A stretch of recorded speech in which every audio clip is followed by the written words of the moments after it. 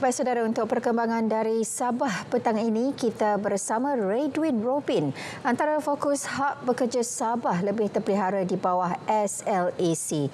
Terus dengan laporannya. Silakan Redwin. Ya Zahira, isu berkaitan buruh termasuk cuti dan faedah tambahan akan terus diperhalusi menerusi Majlis Penasihat Buruh Sabah SLAC.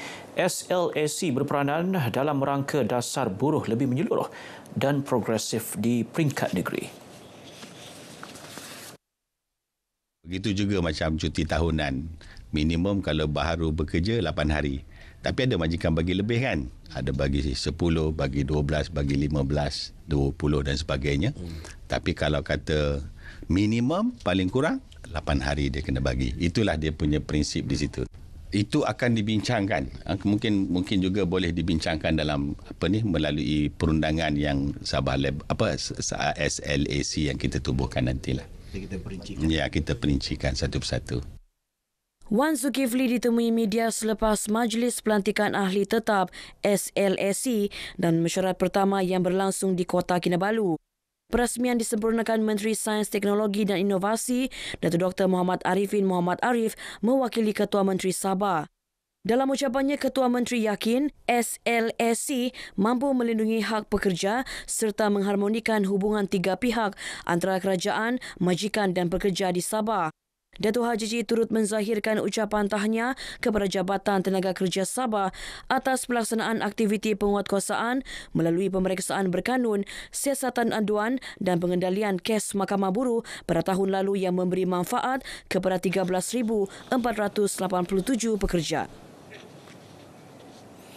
Setiap hari, Sabah memerlukan 300 unit darah untuk keperluan pesakit manakala 120,000 unit darah diperlukan setiap tahun. Namun, hanya 75,000 unit darah dikumpulkan setiap tahun.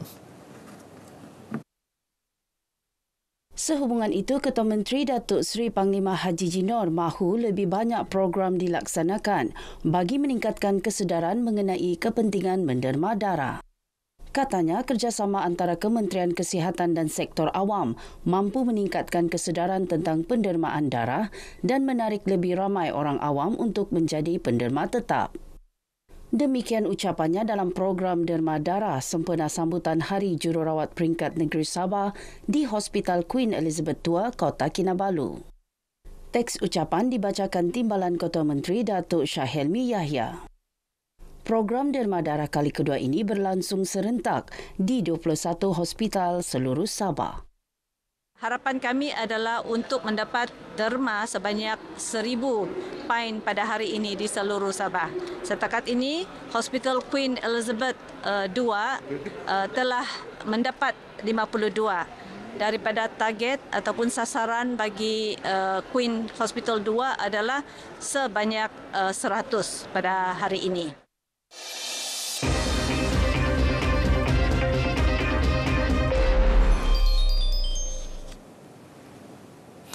Berjaya merakyatkan perkhidmatan kerajaan di peringkat akar umbi. Itu hasil positif pelaksanaan program Madani Rakyat PMR 2025 Sabah selama 3 hari bermula 9 hingga 11 Mei lepas di dataran Majlis Perbandaran Tawau. Laporannya bersama dengan Iswadiman Samsudin. Hari ini Hari Tawau. Pemimpin-pemimpin Kerajaan Persekutuan dan Negeri turun ke bawah menyantuni rakyat.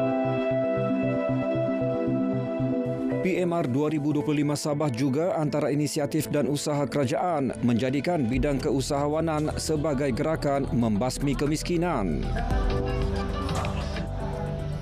Dengan kehadiran lebih 150,000 pengunjung, PMR kali ini merekodkan hampir 1.7 juta ringgit jualan meliputi jualan murah madani, jualan usahawan satu desa satu industri SDSI serta jualan usahawan trak makanan.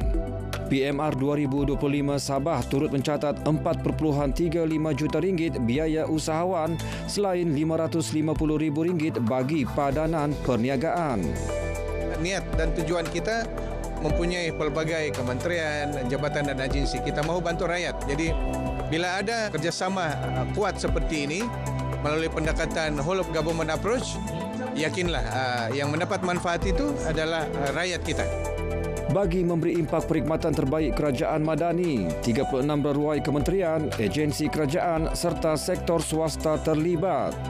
Ia melibatkan 242 perkhidmatan titik sentuh rakyat, 158 usahawan jualan madani, pameran aset keselamatan, karnival kerjaya, 7 program satelit dan 63 sesi libat urus pentas PMR. Di Tawau ini sambutannya begitu meriah disebabkan masyarakat di Tawau ini apa saja yang ada program orangnya sentiasa turun ya untuk meraihkan majlis-majlis yang diadakan di daerah Tawau ini. Dan kami dapati banyak sangat manfaat kepada kamilah terutama warga sekolah dan para pelajar, terutama dari segi peluang melanjutkan pelajaran dan juga peluang kerjaya apabila mereka menamatkan pengajian nanti. Saya berpeluang membawa anak-anak saya untuk melihat aset-aset negara, senjata macam bomba. Dan ini bagi pendedahanlah kepada anak-anak untuk melihatlah apa yang ada di dalam kita punya country kita kan. RTM turut menjayakan program Madani Rakyat 2025 Sabah melibatkan 83 petugas diketuai pengarah RTM Sabah Muhammad Yusni Muhammad Ali. 33 liputan berita, 10 lintas langsung dan 10 laporan dari lokasi ke Sabah FM dan Nasional FM antara komitmen dijayakan RTM. Kemuncak program menyaksikan Perdana Menteri Datuk Seri Panglima Anwar Ibrahim menyempurnakan perasmian penutupan yang turut dihadiri Ketua Menteri Datuk Seri Panglima Haji Jinor. Perdana Menteri memberi jaminan untuk berusaha sedaya upaya merealisasikan hasrat menjadikan Sabah sebuah negeri yang maju menerusi kerjasama erat antara Kerajaan Persekutuan dan negeri. Mencatat lebih 100,000 pengunjung ke program Madani Rakyat 2025 Sabah ini. Usaha itu bukan sahaja memberi manfaat kepada masyarakat di sekitar daerah ini, malah kepada golongan usahawan dari seluruh negeri yang menyertai gerai-gerai jualan sepanjang 3 hari penganjurannya. Sejajar tema menoktakan kemiskinan melalui keusahawanan. Iswadiman Syamsuddin, RTM.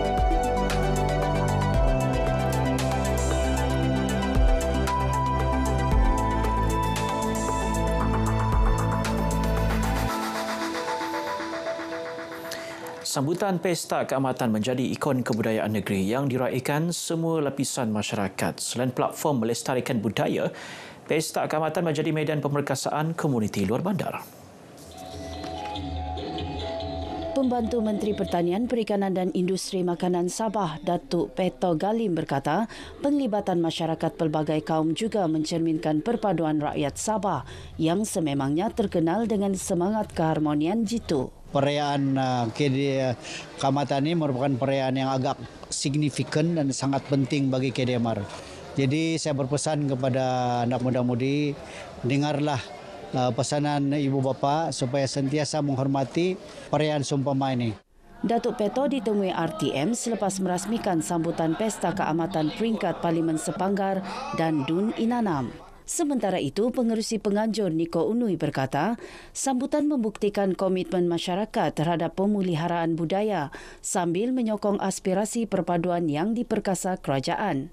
Of course, kita tertumpu kepada penyatuan sebagaimana yang kerajaan promosi sekarang, iaitu untuk penyatuan seluruh tidak mengira kaum, agama dan politik sebagainya.